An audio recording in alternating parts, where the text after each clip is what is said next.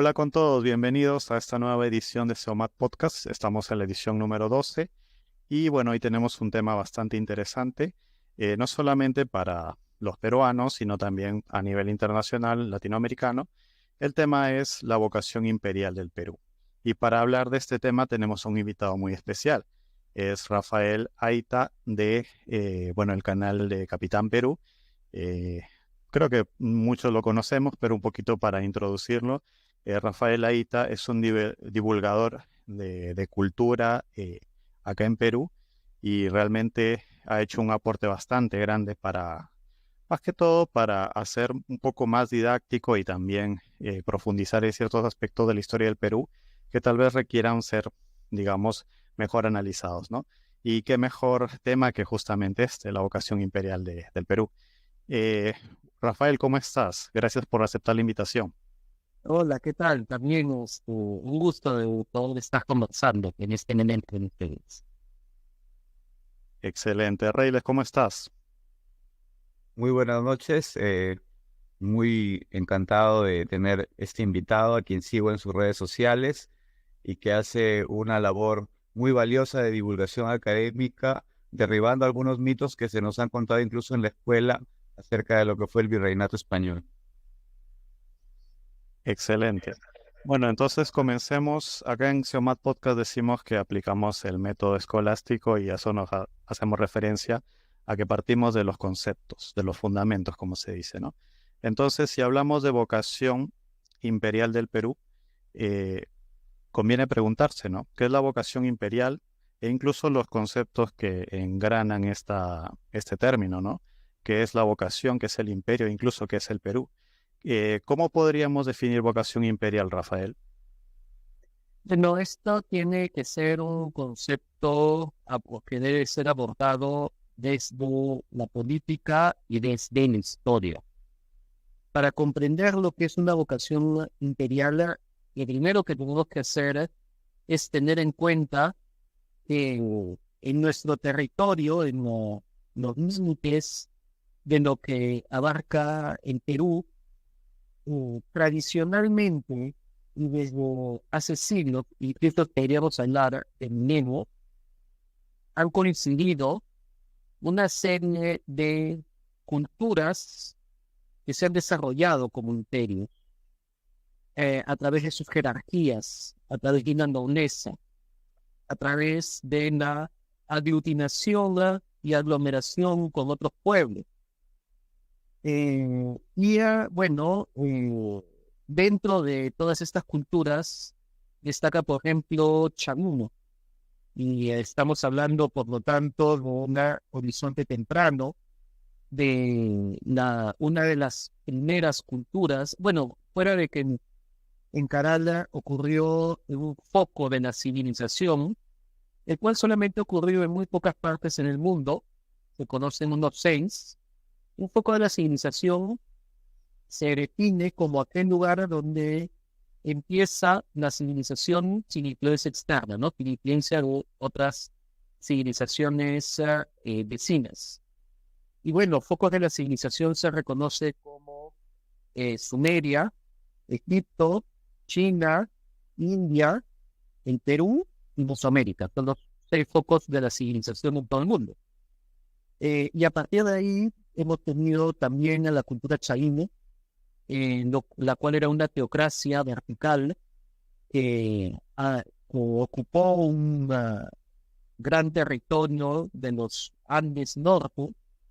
Hemos tenido también al Imperio Wari, el cual se podría decir que inspira al Tahuantinsuyo, ya que el Tahuantinsuyo, muchos de sus centros administrativos, también los caminos, el Capajián, el Gran Camino Inca, lo construye utilizando las bases de Wari y encima de la infraestructura Wari. Tenemos el Gran Chimú, el reino del Gran Chimú, el cual también era una potencia en la costa norte. Y bueno, luego hemos tenido el Tahuantinsuyo, con ya la extensión que nosotros sabemos, sin importarse en lo que significaba el Inca. Luego hemos tenido el virreinato del Perú, era aún más extenso, En su época Habsburgo abarcaba desde Panamá hasta la Patagonia y también caracterizado por una engranaje con los curacas, alianzas con las panacas, con los nobles. Y pues esto ya vamos sumando signos, incluso milenios, de estas estructuras políticas jerárquicas caracterizados por una nobleza a la cual estamos acostumbrados. Y esto se dio cuenta incluso José de San Martín.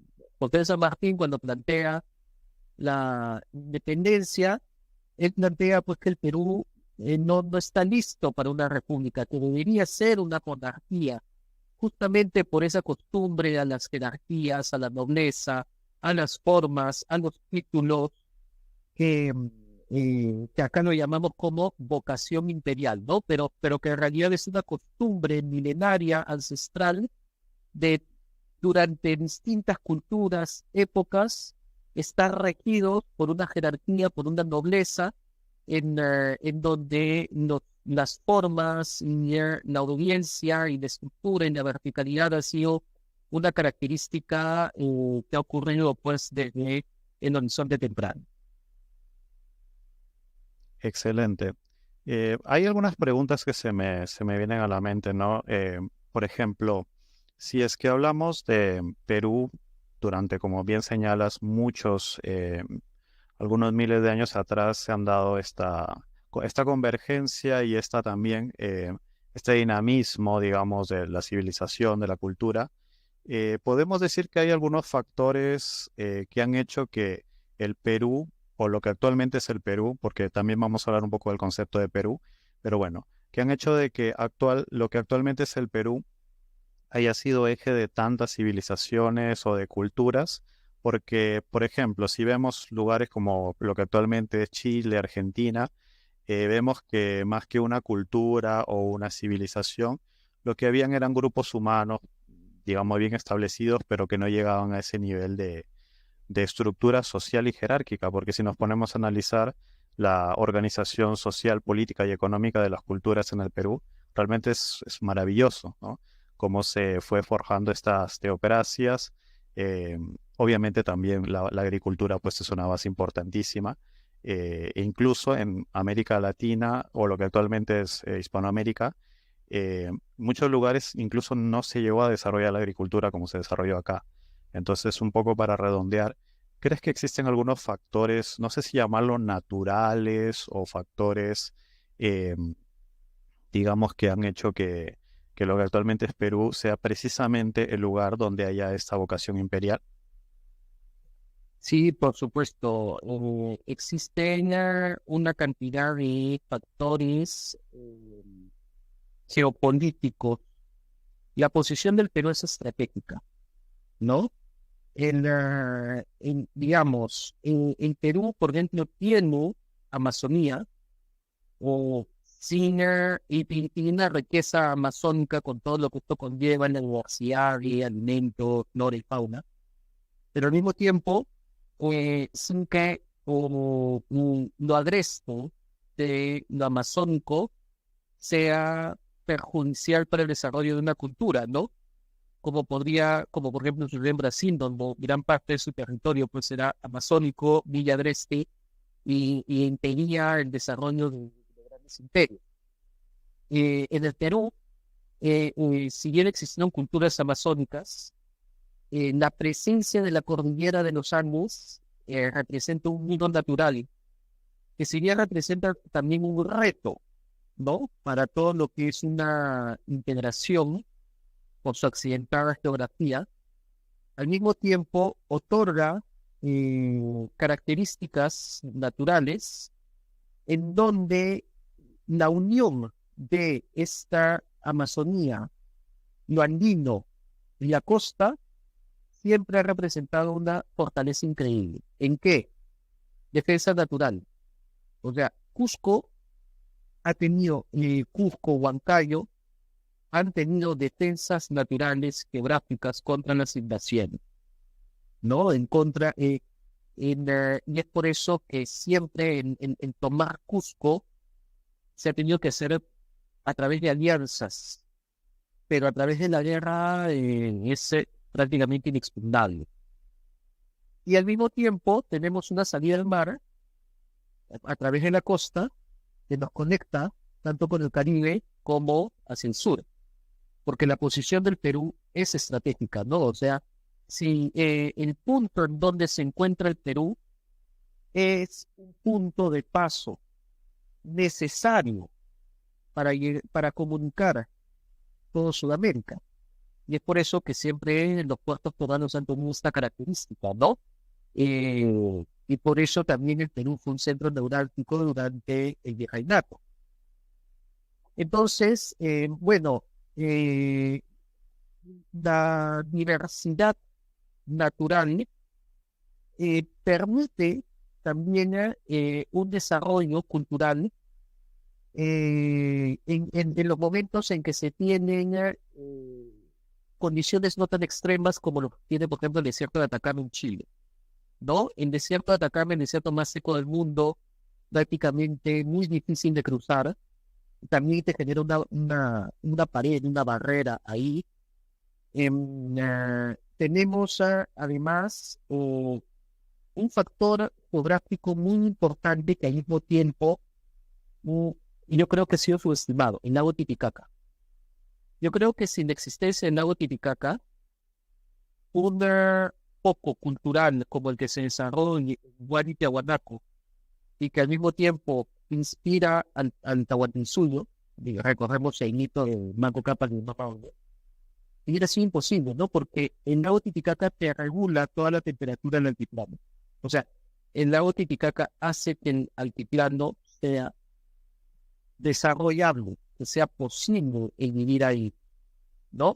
Entonces, toda esta conjunción de factores en donde, por un lado, te ponen un reto para que seas creativo para desarrollarte, pero que al mismo tiempo no es tan extremo como un desierto o como el tapón del Darién, que es imposible pasar, o como la selva amazónica, que es imposible pasar, y que el reto sea alcanzable para el ser humano, sea conjugado para que todos estos imperios confluyan en el Perú. Excelente. Justamente uno de los elementos que siempre tenemos en cuenta es que hay una diversidad en el Perú, no solamente geográfica en términos de microclimas, sino una diversidad cultural muy amplia, ¿no? Conversas con alguien de Cajamarca o con alguien de Puno o con alguien de la costa, costa norte, costa sur, hay una diversidad muy grande, ¿no? Y de alguna manera está un poco la broma que si en Perú excavas un poquito vas a encontrar algo, ¿no? Ya sea un huaco, restos arqueológicos, algo, ¿no? Entonces es impresionante cómo prácticamente cada ciudad importante del Perú tiene un museo que está relacionado con una cultura, ¿no? Y eso es algo que, bueno, cuando vas al exterior a veces y cuentas eso, pues es un poco, ¿cómo decirlo? Sui generis, ¿no? O sea, es realmente muy rico la diversidad y la tradición que hay en este lugar, entonces tiene que ver mucho con lo que nos comentas, ¿no? Y si nos ponemos a hablar un poco ya, hemos visto algunos factores naturales y demás, si nos ponemos a hablar un poco de los factores culturales, ¿no? ¿Cuál digamos que ha sido el núcleo que ha hecho de alguna manera unificar? Porque cuando hablamos de Huari, cuando hablamos del Tahuantinsuyo, cuando hablamos de Chavín de Huántar, estamos hablando de culturas que no solamente se desarrollaron muy bien en su lugar de origen, sino que se expandieron a la costa, a la selva y demás, ¿no? Entonces, ¿cuál crees que ha sido el elemento unificador que ha llevado a que a que determinada cultura pase a ser o tener las extensiones de lo que podríamos denominar un imperio? Mira, si tenemos que hablar de un motivo que es transversal a toda la cultura andina, yo señalaría a un personaje que al mismo tiempo es un mito y al mismo tiempo es una figura iconográfica, que es el Señor de las Varas, de los dos cetros, o también conocido como el Señor de las Varas. Al Señor de las Varas lo encuentras por todos lados, en todos los Andes. Desde Parari, o sea, se ha encontrado un felino sosteniendo 2 varas en Huacaprieta, por ejemplo, ¿no? O en las culturas del norte chico, Paramonga, Pativilca. Se ha encontrado en Chavín, lo tenemos en Estela Raimón, y se ha encontrado en la costa norte, Huacos Mochica, Huaco, Orteguería Sicana, muestra un personaje sosteniendo 2 varas. Huari Tiahuanaco ni hablar, y nos encontramos por todos lados, en Huacos, en la Puerta del Sol, en Piedra, Nazca, Paracas, también lo encontramos en Quisquenares. Esta figura que se asocia con Huiracocha, pero también podría ser Pachacamac, porque recordemos que para los Huari, Pachacamac fue el oráculo más importante de toda la costa. Y yo creo que gran parte del éxito Huari fue el contar con este oráculo, porque hacían peregrinaciones desde Ecuador, desde la Amazonía, ¿no? O sea, se viajaban miles de kilómetros para visitar el oráculo de Pachacamac. Esto con lo que es la afluencia de visitantes que traían nuevamente ofrendas, que formaban centros de paso y que contribuían al crecimiento, ¿no? Al crecimiento económico, y además a considerar a Huari y a Pachacamac como un centro, pues, mítico, religioso, cultural y de gran veneración. Y no solamente porque fíjate, coincidencia que los imperios de los que hablamos, ¿no? Chavín, desde ya Raimón, Huari, Pachacamac, Tiahuanaco, la Puerta del Sol. O sea, justamente los que han tenido esta visión imperial son los que han tenido como centro de su culto a este personaje de los 2 secres, porque es un personaje integrador. O sea, conceptualmente dentro de su cultura, dentro de su mito, Huiracocha une, y cómo lo sabemos por su mismo nombre, Illaterce, Apocontiqui, Huiracocha, Pachayachachi. Y en Illaterce, Apocontiqui, Huiracocha, Pachayachachi se une, por ejemplo, el nombre de Con. Con era otra divinidad, era una divinidad costeña que se tenía con Pachacamac. Pero Pachacamac también muestra influencia en Huiracocha y incluso el término Pachayachachi que está relacionado. Entonces, Huiracocha termina siendo una deidad integradora. Esto es algo que lo he conversado con uno de los mayores estudiosos de Huiracocha, que es Jan Zielinski, el cual escribió un libro sobre Huiracocha fabuloso, que lo tengo por acá. Si ahorita lo alcanzo, que hace un análisis de todas las oraciones a Huiracocha, y cuando le digo es Huiracocha una deidad integradora, me dice, sí, eso es. Huiracocha une, integra, y por lo tanto es lo que te da una visión de integración, ¿no? O sea, es esta visión de cuando Huari se encuentra con Huari se encuentra con Tiahuanaco, y seguramente cada uno con su sistema de creencias, en lugar de ir a la guerra, deciden ponerse de acuerdo y encontrar los puntos en común, y forman, pues, ser una entidad todavía más grande, una dualidad Huari-Tiahuanaco, que, como dije, sirvió de inspiración para el Tahuantinsuyo. En el caso del Tahuantinsuyo, Huiracocha fue más importante todavía. ¿Por qué?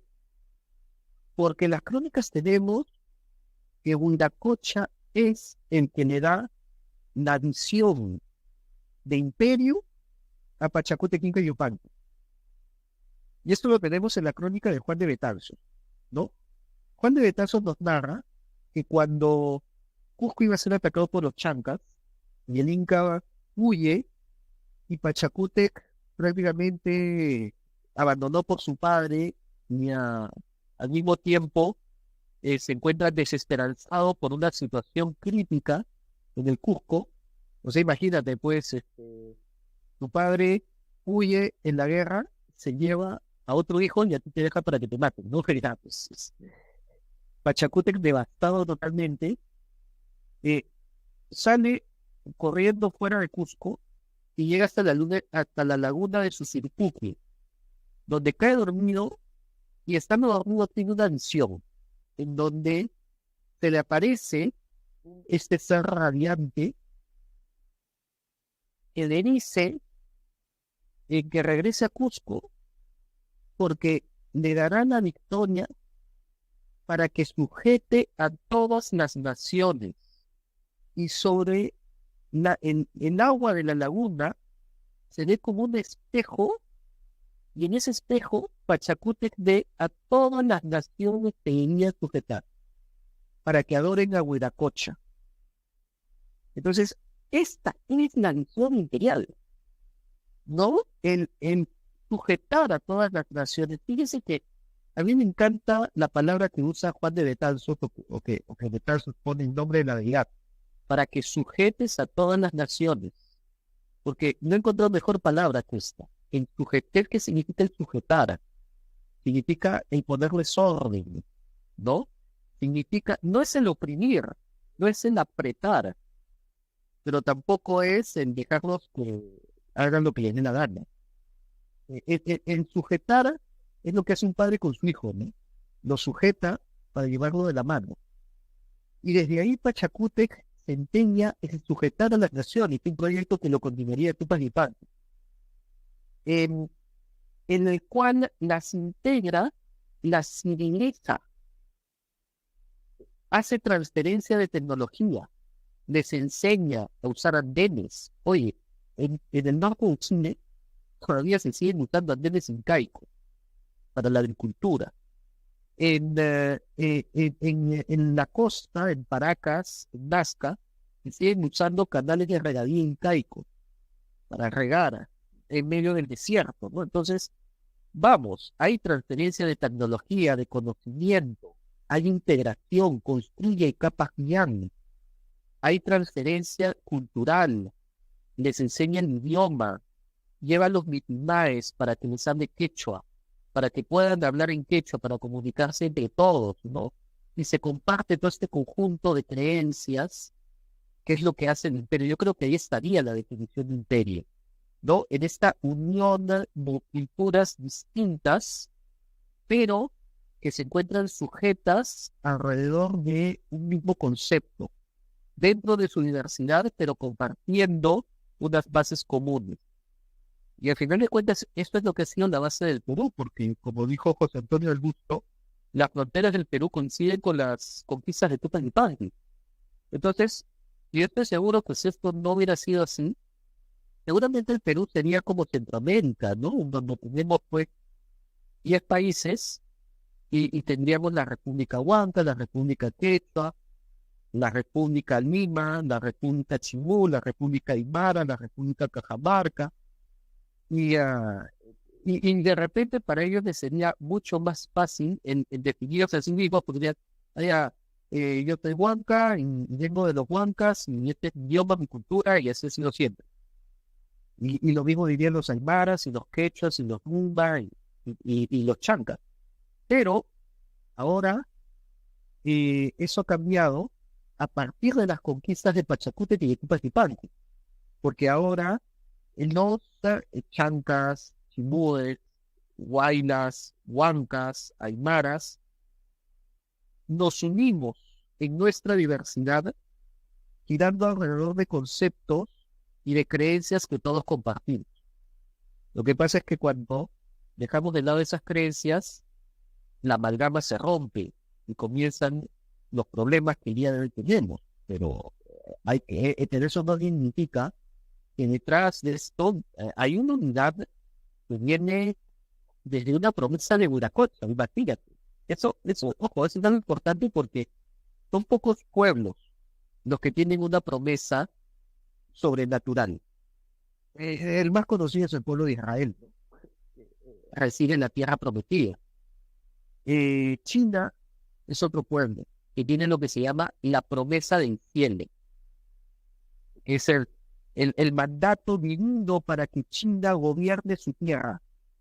Eso lo tiene China. En Estados Unidos lo llaman el destino manifiesto. Y todos ellos los tienen, oye, lo que es el destino manifiesto son las bases fundacionales de Estados Unidos. Y en China la promesa del cielo es pues su pilar, como lo es la tierra prometida que Dios le promete a Abraham para el pueblo de Israel. En el Perú somos los únicos que nos hemos olvidado cuando nos promete soberanía sobre nuestra tierra. Y eso es algo que no tiene ni Chile, ni Argentina, ni Ecuador, ningún otro, por lo menos en Sudamérica, y por eso el Perú siempre ha encabezado el plano político, cultural, religioso, místico, mitológico, por lo menos hasta la independencia, ¿no? Porque antes Perú era cabeza en todos esos aspectos. Excelente. Cuando nos has explicado el tema de Viracocha y cómo una creencia, cosmovisión, teleología te hace unir distintas culturas. Recuerdo el tema de lo que fue en su momento el cristianismo para Europa, ¿no? Europa pues ha tenido distintas naciones, tiene distintas naciones, pero de alguna manera en su momento el cristianismo era como que las unía, ¿no? Eh, y está también pues el pensamiento, como bien señalas, de algo superior, ¿no? Algo hacia donde todos vamos, ¿no? Independientemente de nuestras diferencias, ¿no? Y también el relacionarse con un imperio, justamente de ahí viene vocación imperial, ¿no? Por ejemplo, voy a dar algunos ejemplos problemáticos, pero quiero que se entienda la idea. Por ejemplo, Mussolini hablaba del Imperio Romano, ¿no? Pero claro, ya llevaba el nacionalismo pues a una perversión, digamos, ¿no? Por ejemplo, Hitler se remontaba pues a un pasado indoeuropeo, incluso si hizo expediciones a la India para buscar pues símbolos y elementos que permitieran ver su origen y demás, ¿no? Entonces, de alguna manera, obviamente son ejemplos, como le digo, problemáticos porque sabemos que fueron llevados por un camino errado, ¿no? Y aprovecho esto al hablarles del cristianismo y Europa para ir a la siguiente etapa, ¿no? Que fue ya el virreinato del Perú, ¿no? De alguna manera, esta visión unificadora de Viracocha se correlacionaba de alguna manera con la visión cristiana y de alguna manera eso ayudó a que nuestro prácticamente virreinato del Perú sea un virreinato muy católico, muy cristiano. Sí, por supuesto, y esto no es algo que no decidí yo. Esto lo decía el mismo Garcilaso cuando en los comentarios reales afirma de que los incas prepararon el camino para la llegada del cristianismo. Y es que, claro, si tomamos esta cosmovisión relacionada a Huiracocha y lo que representaba Huiracocha como un elemento unificador, no es difícil que se unifiquen con los conceptos cristianos, incluso relacionados al mismo Huiracocha. Empecemos otra vez con el nombre, ¿no? En Illa Terce, Apucontiki Huiracocha Pachayachachi, significa Illa Terce, Illa es luz, ¿no? El resplandor. Y Terce es el fundamento, ¿no? Entonces, si hablamos de Illa Terce, luz fundamental, esto es totalmente, pues, compatible con lo que nos dice la Biblia, del Dios cristiano, ¿no? Que Dios es luz. Que, entonces, vamos, incluso es muy curioso la aparición que narra Betance, que sucede de Huiracocha con Pachacútec, porque Betance nos dice con un resplandor con 3 rayos que salían de su cabeza. Y claro, el día de hoy, nosotros vemos, por ejemplo, al Taita Temblores en Cusco, al Señor de los Temblores, y encontramos que tiene una corona con 3 rayos que salen de su cabeza. Entonces, claro, si nosotros vemos la tradición inca en que este ser sobrenatural se le aparece a Pachacuti, descrito con estas características, y luego estas características son representadas en El Señor de los Temblores de Cusco, y que, ya, 1 más 1 es igual a 2. No es muy difícil unir los puntos. El cronista Juan de Santa Cruz Pachacute dibuja lo que vendría a ser el resumen de toda la cosmovisión inca, que según él estaba en una plancha en el Coricancha, en una plancha de oro con forma de casa, en donde se encontraba el hombre y la mujer, y bueno, los fenómenos naturales, estaba la Pachamama, la tierra, Cochamama, el agua, el árbol, Malti, el trueno, el yapa, las nubes, el granizo, y encima de todos ellos estaba Inti y Tilla, que esto me de mí, pero flanqueados a los lados de un elemento central que era un óvalo. Un óvalo que ocupa el lugar central y más importante que un sol y la luna, y el óvalo me pone Tercemuyu, Huiracocha, Inti Pinti, ¿no? Entonces, ¿qué cosa es Tercemuyu? Muy el círculo, terce dice que era fundamento. Entonces, el círculo fundamental. Inti Pinti es sol de soles, o sol por encima del sol. Por eso no hace mucho ruido cuando me dicen que los incas adoraban al sol. No. Los incas adoraban al sol de soles, al Inti Pinti, el sol por encima del sol. El sol no ocupa un lugar central en la plancha de San Juan de Santa Cruz, Pachacuti. Era el círculo fundamental que no tiene inicio ni final, ese resplandor en el sol por encima del sol. Y claro, nosotros leemos de ahí ya y vemos cómo dice el catecismo o nos dice cualquier evangelizador. Entonces cualquiera te dice, bueno, sí, es lo que yo creía desde antes, ¿no? Y eso incluso me dice el mismo Guamán Poma de Ayaria.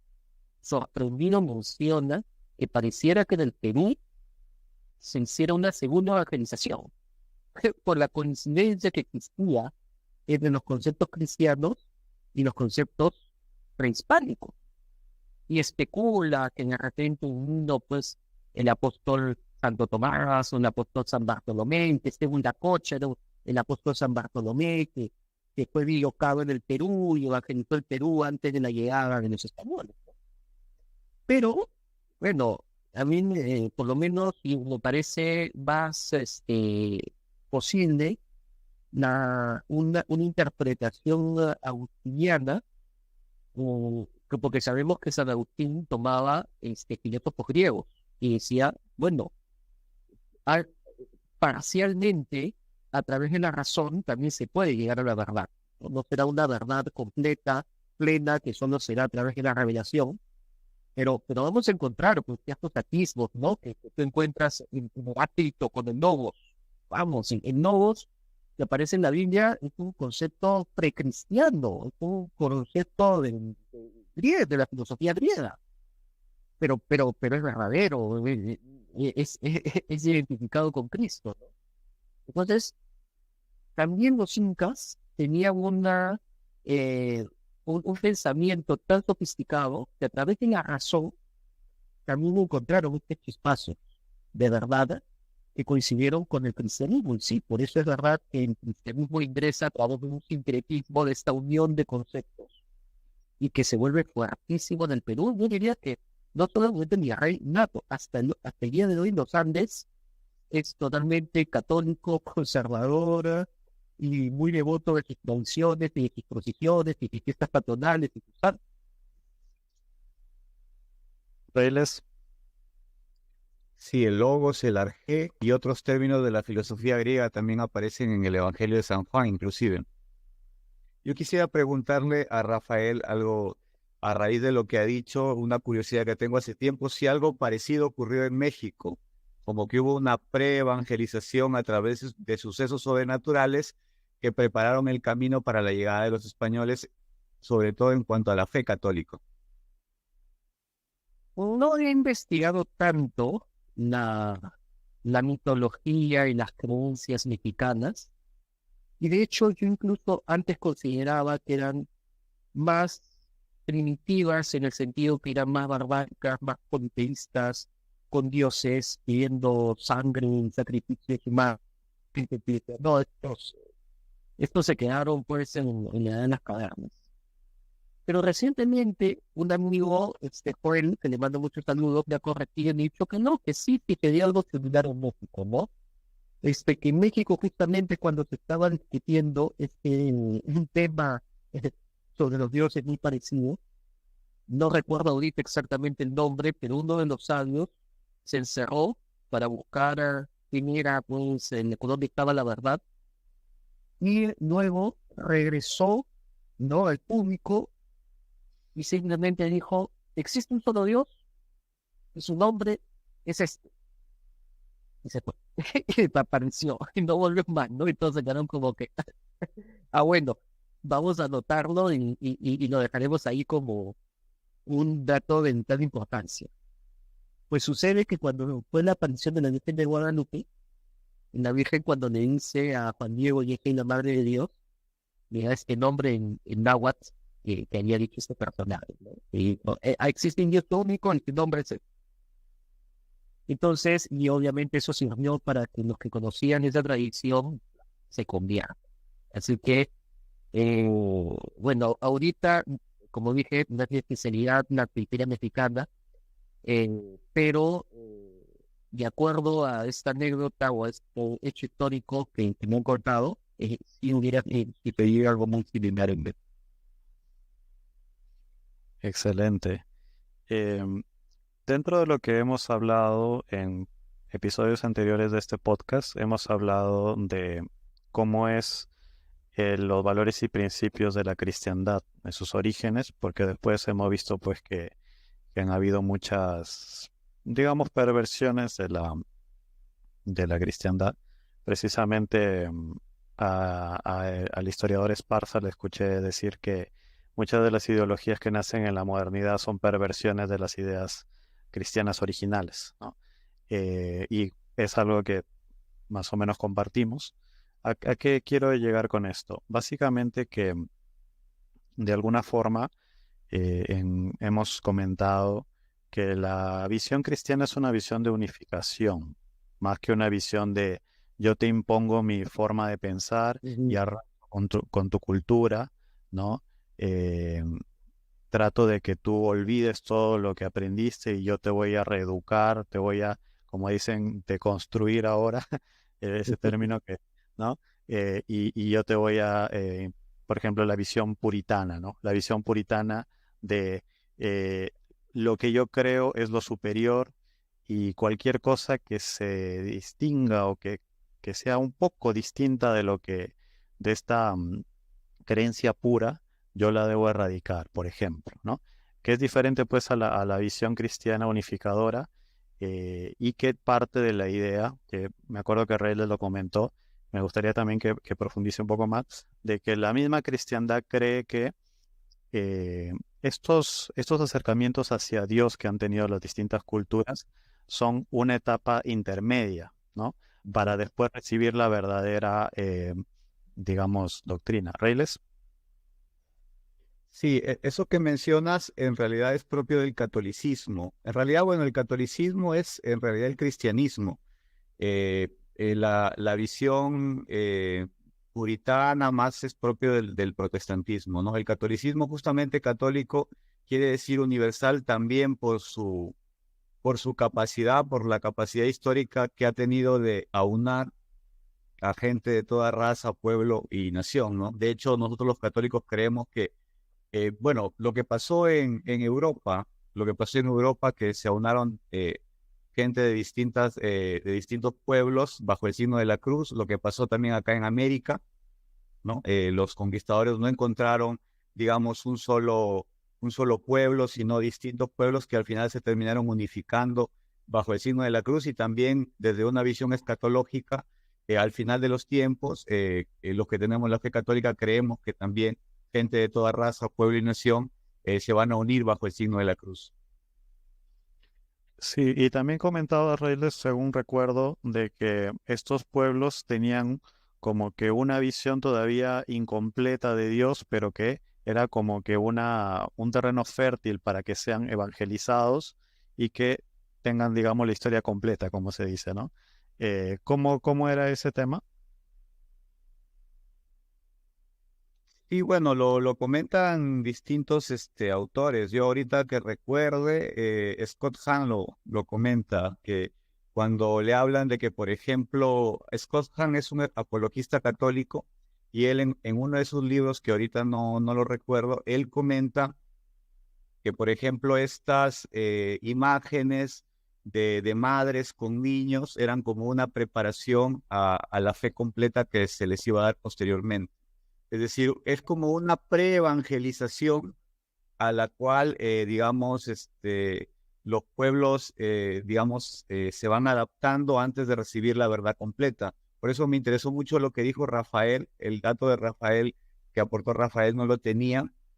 Y de México había escuchado sobre la figura de Quetzalcóatl, Ujú. que era diferente a los dioses sanguinarios que pedían sacrificios humanos y que según, no estoy muy enterado al respecto, no sé qué sabrá Rafael, que digamos, se ha tomado como esta pre-evangelización en México, la figura de Quetzalcóatl. De hecho, en una imagen de Quetzalcóatl parece estar incluso el dios, eh, si mal no recuerdo, como cargando una cruz, con una cruz a cuestas. Es una imagen que pareciera que diera la impresión de que el dios está con una cruz a cuestas. De alguna manera, eso explica porque realmente los pueblos prehispánicos abrazaron la fe cristiana de una manera, digamos, muy natural. Igual, corrígeme si me equivoco, Rafael, porque de alguna manera integraron sus visiones previas. Obviamente, pues como todo ser humano conecta sus conocimientos previos con los nuevos conocimientos, ¿no? Dicen que para enseñar un nuevo concepto hay que explicarlo en conceptos anteriores que ya tienen los alumnos, ¿no? Entonces, de alguna forma, pues, al hablar de un Dios que es más allá que el sol, que es el sol de soles, eh, eso se conecta mucho con lo que trataban de explicar los evangelizadores, supongo, en Perú y en estos lugares, ¿no? de prehispánicos, ¿no? Ahora, hay un tema que me gustaría profundizar, que es dentro del virreinato, no solamente eso se reflejaba desde el punto de vista religioso, sino también político, ¿no? He visto algunos videos tuyos, Rafael, donde comentas pues que no es que se erradicó la casta o la cultura o la jerarquía política, ¿no? Sino que más bien hubo una suerte de integración. ¿Qué tanto se conecta eso con esa integración del cristianismo con las ideas prehispánicas, Rafael? Pues mira, precisamente tomando primero el tema que dijo Reyes, ¿no? Sobre el tema de el cristianismo integrador que en realidad es la catolicidad, ¿no?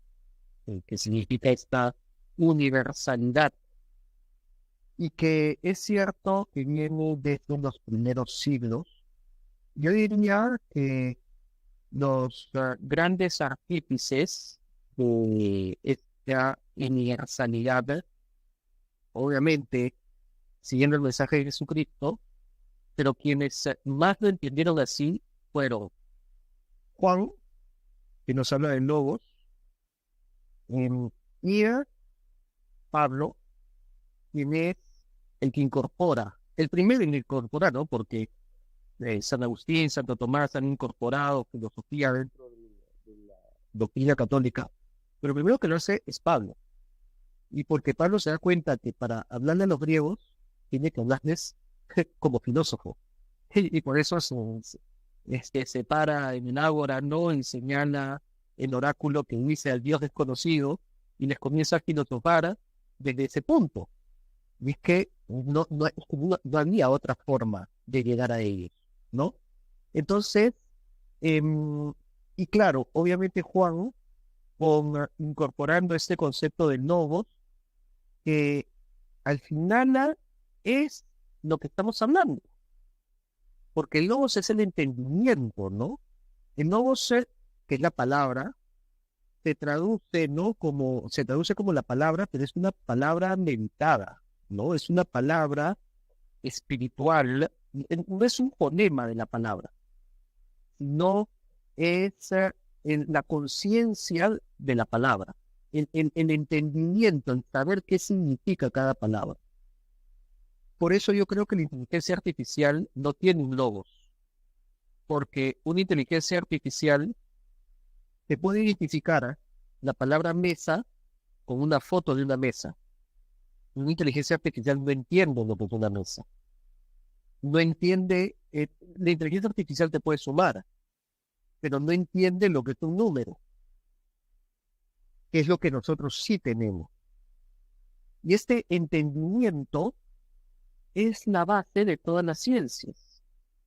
Y es por eso que todas las ciencias tienen este sufijo de logía, ¿no? La zoología, la biología, la sociología, porque el logos es el estudio, es la comprensión, y que cuando comprendes nos ponemos de acuerdo, y nos ponemos de acuerdo a través de la palabra. Si yo te digo, la silla es azul, entonces tú vas a entender, tú vas a pensar en una silla de color azul y los dos vamos a estar de acuerdo. Si nosotros rompemos la palabra, como se hace el día de hoy, ¿no? El día de hoy la palabra ya no tiene significante, no hay significado, ¿no? Por ejemplo, con la palabra mujer, ya no se sabe definir qué es una mujer. Entonces, como la palabra mujer se ha destruido, ya no nos entendemos y nos enfrentamos y nos odiamos, porque para mí una mujer es una persona con cromosomas XX, y para otra persona una mujer no la define su biología, o no la define sus genitales, no la define su cuerpo, no la define la naturaleza.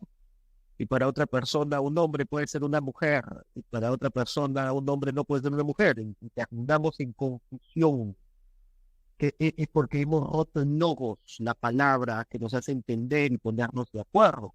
Y al final de cuentas todo esto es la vieja historia de la Torre de Babel, ¿no? En la Torre de Babel, cuando existe la confusión a través de los idiomas, cuando no hablan las mismas palabras, entonces llega la confusión, no se entiende, ¿qué se todo? Pensar.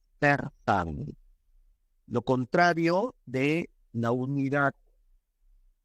Y la antítesis de la Torre de Babel es Pentecostés, que justamente estamos a puertas de Pentecostés, ¿no? Ya mismo en la próxima semana.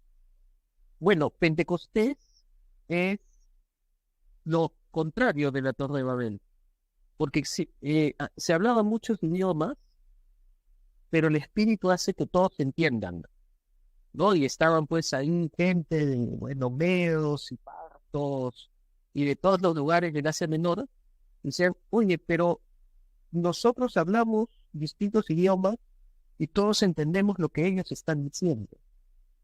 Es lo contrario de Babel, porque el Espíritu une y nos hacemos entender a través de la palabra.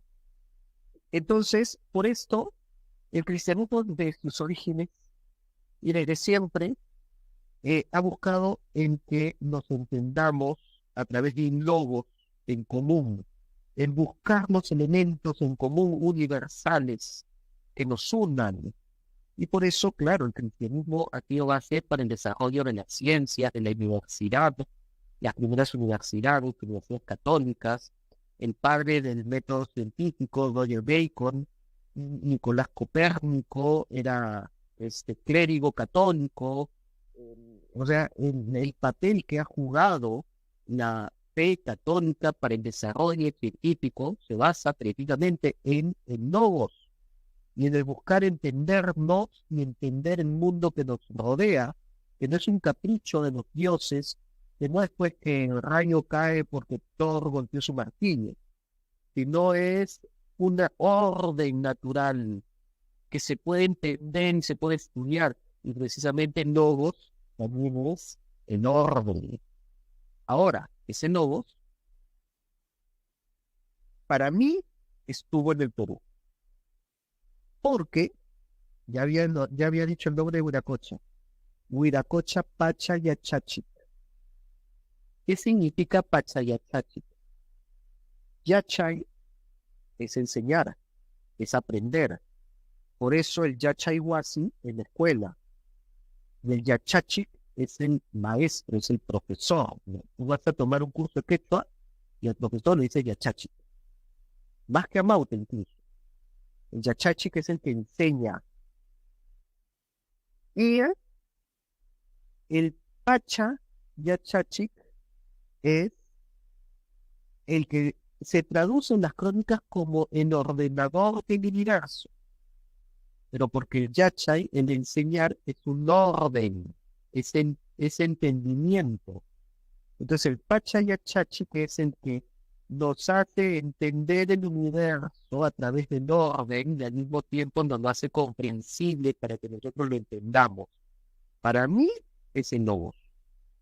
Yo, sin ser experto ni en lenguas, ni en semiótica, ni en semántica, pero para mí, Pachayachachi es la palabra quechua de logos griego.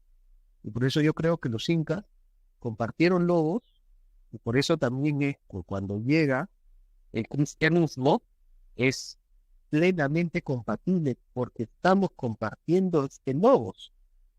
Entonces, cuando se comparte este logos, hay entendimiento, y ahí no enlazo con el tema que tú me decías en la conquista, que si bien en los primeros momentos de la conquista hubo batallas, enfrentamientos, por encima de los enfrentamientos, y esto lo dice Ramón Mujica Pinilla, primaron las alianzas. Y es que claro, cuando nosotros vemos la iconografía de la época en donde colocaban a los reyes de España como sucesores de los incas, ahí es donde tú encuentras las alianzas, ahí es donde tú encuentras el traslado imperio, el cambio de dinastía. Cuando tú ves que las panacas tenían títulos nobiliarios y mantuvieron pues sus privilegios y sus bienes, y eran la columna vertebral política de Cusco y en los Andes, y los curacas en los Andes, ahí te das cuenta que hubo un entendimiento, y la razón primó por encima de la fuerza. Y este entendimiento es cuando se comparte un logos. Entonces, por eso yo creo que el cristianismo fue central en esto. Porque el cristianismo es el logos encarnado. Entonces ya, pues, todo esto que nosotros estamos hablando a nivel teórico, pues da un salto significativo, porque ya el logos no es algo teórico, no se introduce en nuestra historia como una persona. Y esto, pues sí, ninguna filosofía, ningún tipo de pensamiento iba a llegar jamás a este, ¿no? Pero por eso el cristianismo termina llevando a su plenitud la importancia y lo que significa el logos, pero ya no logos como algo abstracto, o algo teórico, o algo que está, no, sino un logos encarnado con el cual podemos, como dice la Biblia, ¿no? Conversar y comer.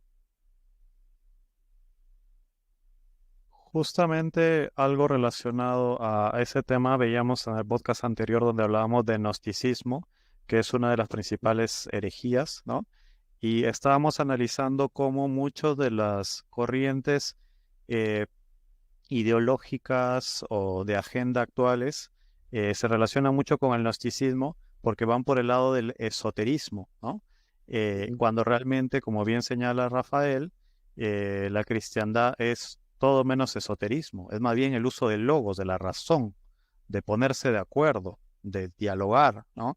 De poner puntos en conjunto, ¿no? Bajo una visión compartida, ¿no? Entonces, podemos un poquito para adelantar lo que es el tema de la vocación imperial en la actualidad. Podemos poner en contraste pensamientos o principios unificadores como es el logos, el cristianismo, versus posturas que más bien son lo contrario, divisorias o divisores, ¿no?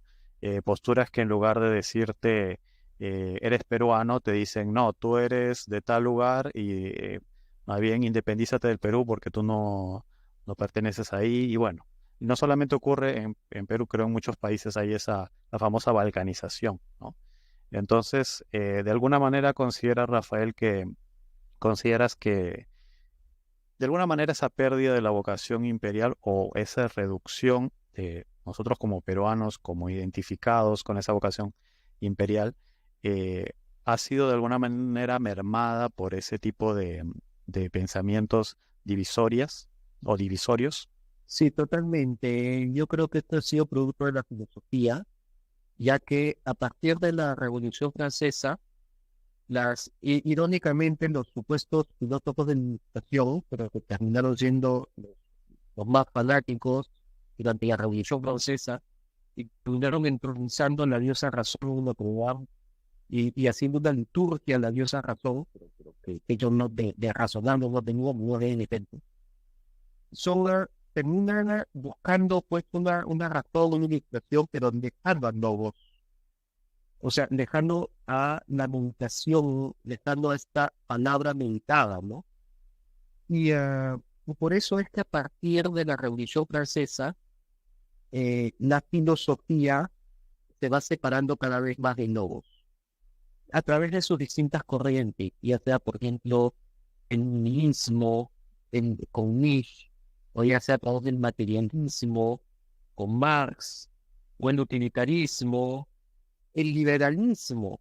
Para mí el liberalismo es una corriente también antilogos, en el sentido, pues, de que toma la libertad por encima de la verdad. Es al revés. La verdad está por encima de la libertad y por eso es que la verdad nos hace libres. O sea, con la libertad viene como consecuencia de la verdad. No está al revés, como piensan los liberales y los libertarios, que dicen que o piensan o creen que la libertad nos hace veraces. No, la libertad no nos hace veraces. Es la verdad la que nos hace libres. Entonces, bueno, sabemos que el liberalismo fue la que terminó fragmentando a los imperios. Tenemos al mismo tiempo pues el materialismo, que niega cualquier tipo de espiritualidad. Tenemos al posmodernismo, que niega cualquier tipo de verdad. Entonces, todas estas son filosofías antilogos. Y por lo tanto, toda filosofía que niegue o que niegue la espalda al logos va a tener pues como consecuencia el caos y la confusión que vemos el día de hoy, ¿no? Como, bueno, en marxismo es muy fácil verlo porque se basa en la lucha de clases. Y esta lucha de clases termina en confrontación y en derramamiento de sangre como tantas veces hemos visto. El posmodernismo, al ser un relativismo absoluto, una dictadura del relativismo, termina fomentando la confusión y la negación de la naturaleza, como lo vemos ahora, ¿no? Con políticas antinatura. Y claro, ahí es donde creo yo que se encuentra la importancia de retomar una filosofía basada en el logos. Creo que es lo que nos falta, ¿no? Porque eh, para mí nos hemos enfrascado en un enfrentamiento entre izquierda y derecha, cuando justamente el nacimiento de la izquierda y la derecha es producto de la Revolución Francesa. Y por lo tanto, esta división es antilogos. Y tiene, pues claro, por un lado, una derecha mercantilista, deshumanizante, que cosifica a las personas y que pone el dinero por encima de la dignidad humana. Y tienes, pues, una izquierda basada en la lucha de clases y en una justicia sin amor, sino a través de la imposición y a través del enfrentamiento o a través del odio. Ambos son antilogos. ambos hay que rechazarlos con la misma vehemencia. Y es porque cuando existen lobos, no da cabida a esta división izquierda y derecha.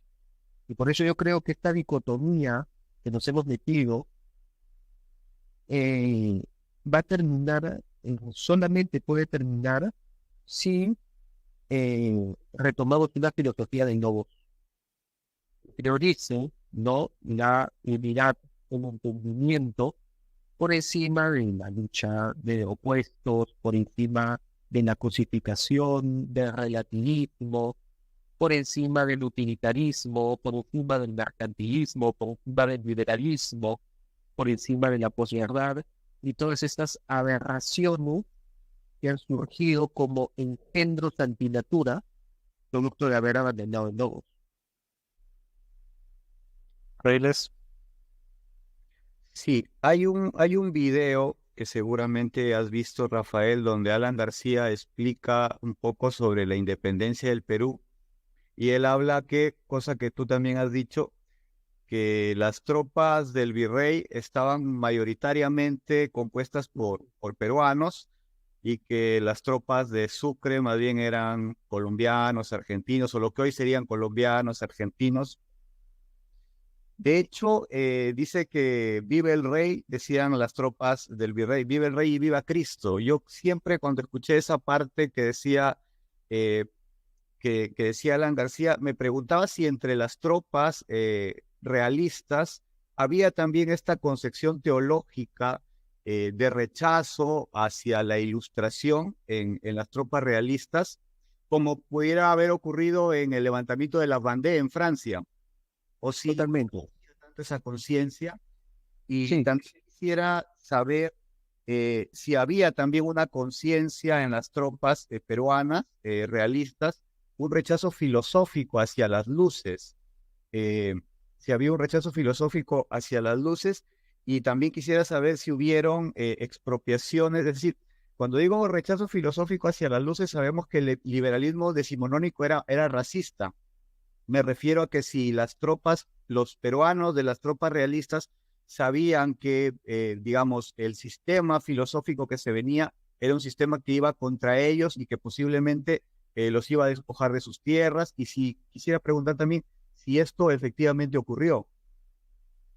sí, mira, para responder esta pregunta y hacerlo pues con bibliografía en mano, quiero citar una frase de un general de, del ejército realista, que era indígena, de Quicha, un general peruano, de Quicha, indígena, que se llamaba Antonio Huachaca. Antonio Huachaca fue general realista, no aceptó la capitulación de Ayacucho, de hecho formó su propio bastión realista en Ayacucho, en Quicha, y lo mantuvo hasta 1834 aproximadamente. Estamos hablando de 10 años después de la independencia. Tenía un bastión realista en pleno Perú, en donde desconocían a la República. Y para demostrar de que existía este pensamiento que menciona, voy a citar una de sus frases, la cual se la dirige al gobierno republicano y a los independentistas. Y dice, ustedes son más bien los usurpadores de religión, corona y suelo patrio. ¿Qué se ha obtenido de vosotros durante vuestro poder? La tiranía, el desconsuelo y la ruina en un reino que fue tan generoso. ¿Qué gente sea rico o pobre no se queja hoy? ¿En quién recae la responsabilidad de los crímenes? Nosotros no cargamos semejante tiranía. Me da mucho la atención que haya dicho, ustedes son los usurpadores de la religión, la corona y el cielo patrio. Y es que, por supuesto, sí había este pensamiento, esta idea de una corriente, de que era una corriente anticristiana y que iba en contra, pues, de los principios de la fe y que el liberalismo no era propio de la fe. Por más que la iglesia haya estado dividida, porque recordemos que el acta de independencia fue firmada por el arzobispo de Lima. Entonces, es como ahora, ¿no? Los obispos no están de acuerdo el día de hoy, no estuvieron de acuerdo en 1821 y no estuvieron de acuerdo en el Concilio de Jerusalén, no estuvieron de acuerdo cuando Pedro y Pablo se mandaban indirectas en sus cartas. Así que En la Revolución Francesa tampoco. y en la Revolución Francesa tampoco. Así que eso viene desde que Pablo lo reprendía a Pedro por juntarse con los judíos y no con los gentiles, ya, desde ahí viene eso. Entonces, pero sí, incluso en el documento te dice que a los independentistas, a las ideas de la revolución, los veían como anticristos. Imagínate a este nivel, ¿no? Entonces, por supuesto de que existía una relación, ¿no? Entre un pensamiento religioso y un pensamiento político. Y era que en un pensamiento religioso no existe una república. O sea, en las parábolas, Jesucristo hablaba del reino de los cielos, no hablaba de la república de los cielos, ¿no? O como leía una vez por ahí también, ¿no? El cielo es una monarquía y el infierno es una democracia. Cuando Jesucristo hablaba del Padre, hablaba del Rey, ¿no? No hablaba del presidente que hacía elegido una asamblea popular. Y es por eso que yo recuerdo en una ocasión un grupo de catequistas, puramente con muy buena voluntad, pero de forma muy ignorante, y a sus catecúmenos que se iban a confirmar, les impidieron un pasaporte de la República de los Cielos. Usted, aquí está su pasaporte de la República, y se tomaron fotos, voy a tener mi pasaporte. Y yo me escandalicé y dije, oye, usted le ha hecho la Revolución Francesa a Dios. Son Satanás, ¿qué es esto? ¿Qué república? Por Dios, esta es un reino de los cielos. Nunca ha sido república. Entonces, claro, De hecho, fue la democracia la que crucificó a Cristo. la democracia crucificó aquí, así es, ¿no? La democracia eligió a Barrabás. Entonces, pues, son varias personas las que identifican este modelo religioso que aparece en las parábolas, con el modelo político en donde un rey es un modelo que es lo más cercano posible a la jerarquía que existe en el cielo, ¿no? Entonces, replicar lo que sí existe en el cielo en la tierra. Y obviamente, pues la república no tiene ninguna cabida acá, y por supuesto que esto yo diría más bien que ahora muchos se han perdido eso. Eso en el siglo XIX, en el siglo XVIII, XIX, que era más común. El día de hoy ya, yo le hablo pues de monarquía a un sacerdote y testamento. La monarquía es esclavitud, los reyes son tiranos. ¿Y cómo lo interpreta usted cuando lee un evangelio, ¿no? Acerca del rey que va a organizar una fiesta, ¿no? Y no, es una parábola, es metafórico. Entonces ya, no sé, habrá que preguntarle a Carlos Castillo, a ver qué opinión tiene de las monarquías, y ahí un poco también nos vamos a dar cuenta del pensamiento del globo, ¿no? Reyes, Claro, confunden monarquía con absolutismo, cuando el absolutismo fue posterior, fue una consecuencia de la Revolución Protestante. Es cierto, tenemos la idea, o sea, la Revolución Francesa se ha posicionado tanto en nuestra cabeza que tenemos la idea que todas las monarquías han sido la monarquía de Luis XIV, el Rey Sol y el Estado soy yo, ¿no? Cuando, al contrario, en España había un movimiento antiabsolutista liderado pues por Francisco Suárez, ¿no? Y también Juan de Mariana, que escriben artículos contra el absolutismo, pero que están a favor del rey, pero otra vez aquí la importancia de la visión filosófica, ¿no? En España, al igual que los Habsburgo y al igual que el Sacro Imperio, bueno, tenían raíces en común también, el poder de Dios viene al pueblo y el cual es representado por el rey. Entonces, claro, el rey tiene que responder ante el pueblo. En el absolutismo, el rey recibe directamente el poder de Dios y no responde ante nadie, y ahí es donde viene esta tremenda distorsión y perversión que nos ha traído el absolutismo. Es interesante cómo conectan los temas porque en las ediciones anteriores de los podcasts hemos hablado de las ideologías, ¿no? Y hemos tomado como punto de partida la famosa frase de la Revolución Francesa, ¿no? Libertad, igualdad y fraternidad. Y fuimos desmenuzando en cada episodio, por ejemplo, cómo esos son perversiones de los valores y principios cristianos originales, ¿no? El liberalismo, la exaltación de la libertad, ¿no?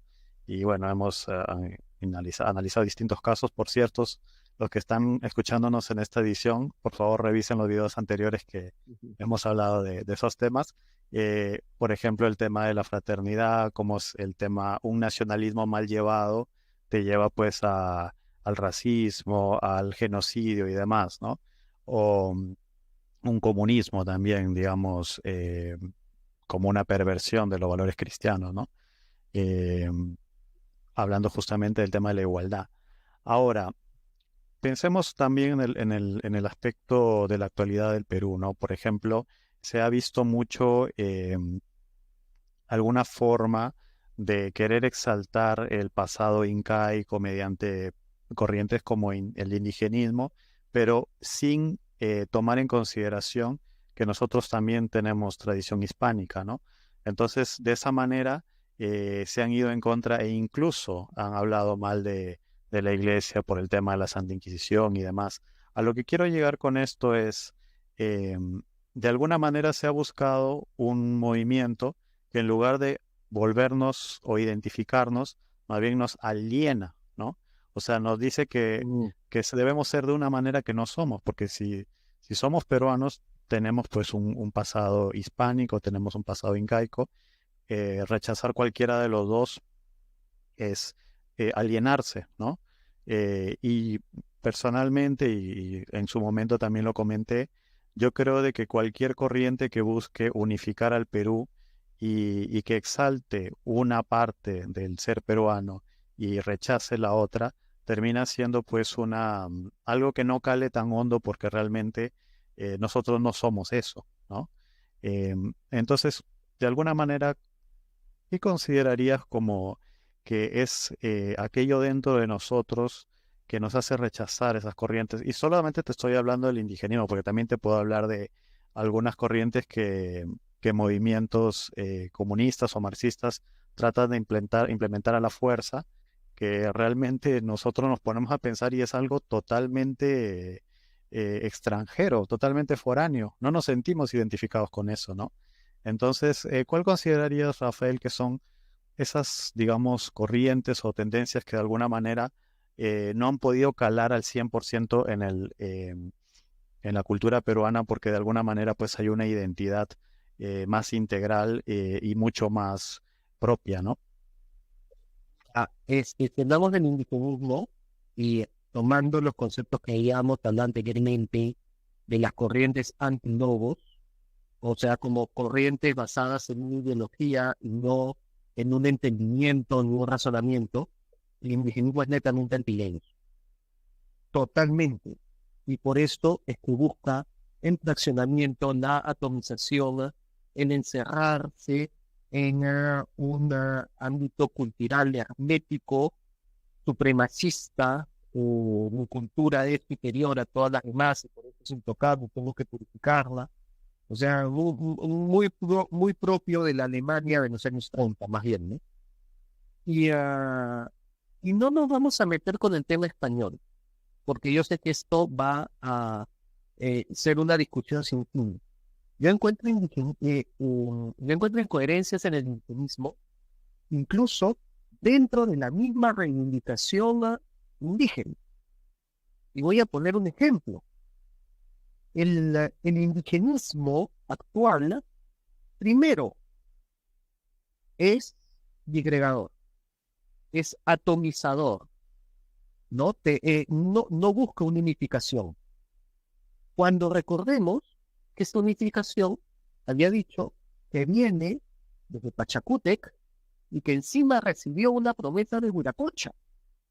O sea, lo más indigenista que debe hacer un peruano es respetar la promesa que Huiracocha le hizo a Pachacútec en Yupanqui. ¿Quién se puede fiar de ser indigenista e ir en contra del proyecto de Pachacútec que recibió de Huiracocha? Eso es exactamente igual que un judío diga que está en contra de Abraham y de la promesa que recibió de Dios. No, es algo inconcebible. Yo no lo entiendo, no veo ninguna lógica en eso. O sea, el más indigenista que sea consecuente tiene que defender un proyecto imperial, y un proyecto de unidad que llevó a cabo Pachacútec y Hijo Tupac Yupanqui. Encima, más aún cuando viene después de una revelación sobrenatural. Y más bien buscan dividir, dicen, no, que nosotros que somos aymaras, no somos guandas, no somos quecas, y deberíamos hacer nuestra propia nación y purificarnos de las demás influencias. Oye, eso fue lo que hizo Pachacútec. ¿Te puedes llamar indigenista si no respetas eso? Ni hablar, ni lógica. Y peor aún todavía, peor aún hablando en temas de cosmología y cosmovisión andina, vienen a Huiracocha. Y claro, cuando tú les preguntas, bueno, entonces, si esto no es así, ¿en qué creían los incas? Y dicen, en el mejor de los casos creían en el sol. Y claro, eso a mí me parece rebajar a los incas a una visión animista totémica, ¿no? Donde las fuerzas naturales son dioses. Cuando los incas superan eso, y eso me parece para mí genial, debería estar alucinante para cualquier indigenista. Diga, wow, los incas alcanzaron una filosofía al nivel de la griega, posiblemente. Bueno, pues, que esto debería ser el caballo de bandera, el caballito de batalla de cualquier indigenista. Pero no, en el mejor de los casos también se adoraban al sol, y en el peor de los casos, y esto ya me parece una aberración, adoraban a la Pachamama. Pero por Dios, eso es New Age. Eso es la madre tierra, esa es Gaia. Esto es la era de Acuario. Eso, los incas no pensaban en la Pachamama. No he encontrado un solo libro que me ubique a la Pachamama entre el punto principal de los incas. Ni de Rorburovsky, que Rorburovsky escribe bastante sobre dioses andinos, la Pachamama la coloca como dios menor. Y bien coloca como dioses principales Huiracocha, Pachacamac y Yapa. Entonces, y la Pachamama no aparece. En el altar de Santa Cruz Pachacuti, que había escrito anteriormente, la Pachamama está al nivel de la Mamacocha y al nivel del hombre y la mujer. O sea, es la tierra, el agua, donde viven el hombre y la mujer. No, ni siquiera a la altura de Inti y de Quimia. Entonces, en la adoración a la Pachamama es moderna, es bien siglo XX, es bien posmodernismo, nueva era, ¿no?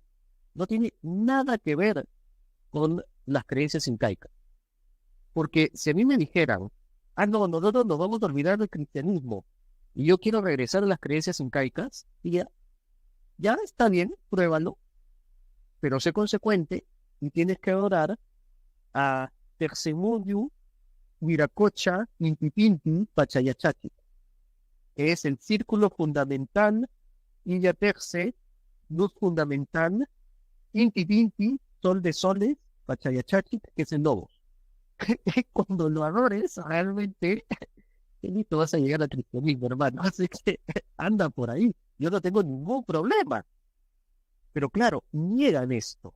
Entonces, ¿cómo un indigenista va a negar la piedra angular de la cosmovisión andina y de las creencias incaicas y de la plancha que el día de hoy, una vez en el Coricancha han colocado una réplica de la plancha esta con Huiracocha en el centro?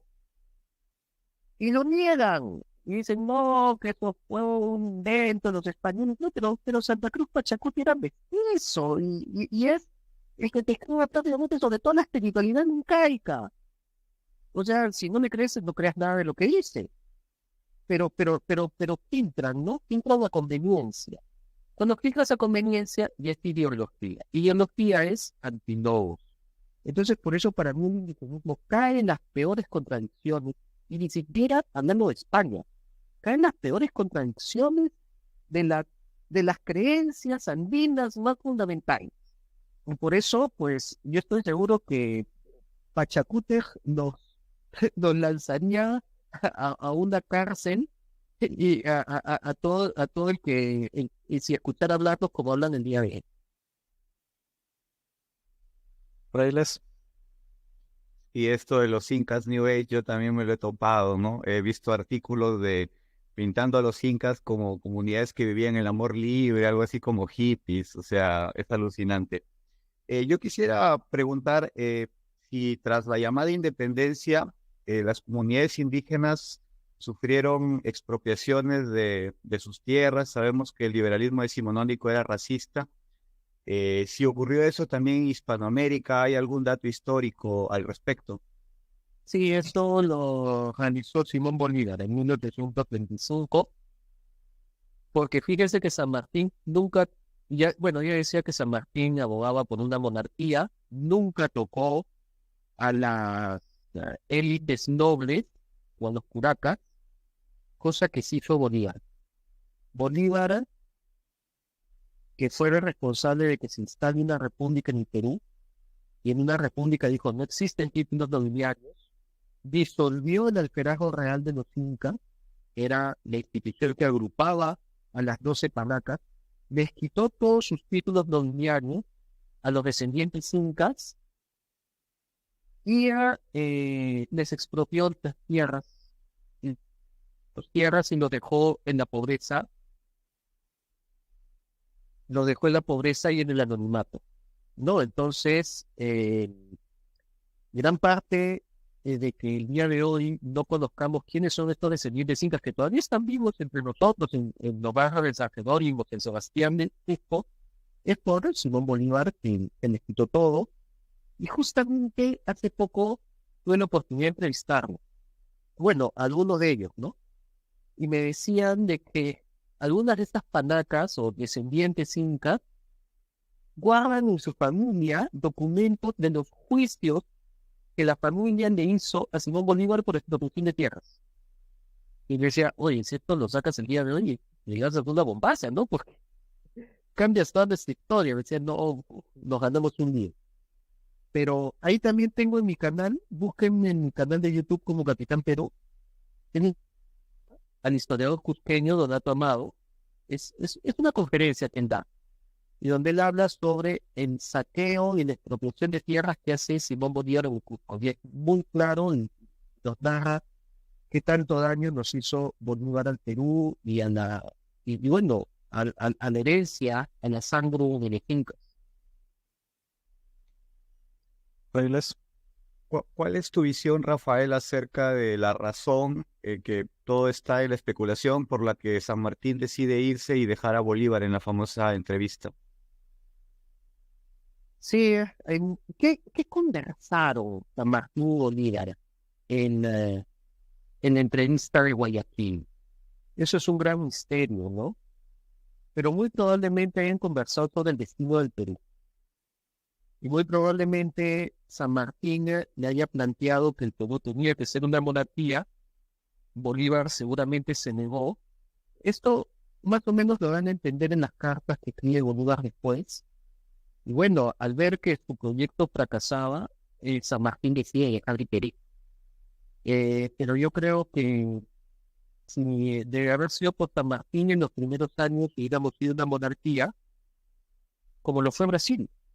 Brasil siguió ese proceso, Brasil comenzó como un imperio monárquico, y fue gracias a esto que pudo mantener todo su territorio. Perú no, Perú fue fragmentado, dividido, y tal vez esa era parte del plan, porque una potencia fuerte como la peruana nunca hubiera dejado a la Gran Colombia despegar, ¿no?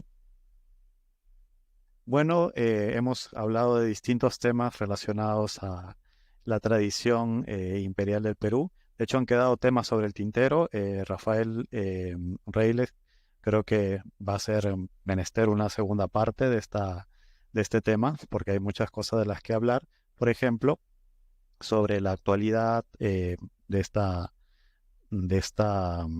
división que está habiendo, ¿no? Que está en contra de la vocación imperial del Perú, ¿no? Y también qué se viene a futuro, ¿no? Que podemos hablar sobre el futuro con base a cómo está la situación y qué es lo que está creciendo, digamos, qué corrientes, qué pensamientos está creciendo en el Perú y en América Latina, ¿no? Bueno, muy agradecido con los que nos han escuchado y vamos a dar las palabras finales. ¿Qué tal la pasaste, Rafael? Pues la verdad que ha sido una charla interesantísima. Creo que hemos tocado una amplia variedad de temas que normalmente no suelo tocar en otros canales porque no muchos profundizan sobre tal vez la parte teológica detrás de nuestra historia. Así que, todos los que han estado escuchando esta transmisión también creo que se han quedado con muchas preguntas en la cabeza porque es algo que no se suele conversar, que las podemos resolver en una siguiente parte, o que también de repente, si desean conversar o ver mis otros videos, les recomiendo mucho que me busquen en redes sociales. Y estoy como Capitán Perú en Facebook y en YouTube, y como arroba Capitán Peruano en Instagram, en Twitter, y como Capitán-Perú en TikTok. Y ahí pues subo videos, algunos ya no se han referenciado, tengo entrevistas a historiadores, a veces de fincas, que les va a complementar bastante de lo que hemos hablado aquí también. Excelente. Reyles, ¿qué tal la pasaste? Como siempre, ha sido un placer, muy agradecido con las personas que nos escuchan, muy agradecido con nuestro invitado Rafael por darnos todo su conocimiento al respecto y espero que haya una segunda oportunidad para tratar más temas referidos a esto tan interesante. Bueno, por mi parte, agradecerte, Rafael, agradecer a nuestros oyentes o a los que nos ven. Y recuerden pues que nuestro afán acá es simplemente educar, bueno, no simplemente, sino es educar, poner sobre la mesa algunos temas que probablemente no se, digamos que no se escuchen tan a menudo como dijo Rafael, y realmente estamos abiertos a cualquier debate. Si hay alguien que opina diferente, realmente nos gustaría escucharle. La idea, como justamente hemos hablado, es unificar, ¿no? Porque de eso se trata, ¿no? De unificar en lugar de generar divisiones. Y bueno, gracias. Espero que la pasen muy bien. Recuerden poner me gusta y suscribirse para seguir viendo más videos de Somat Podcast. Hasta luego.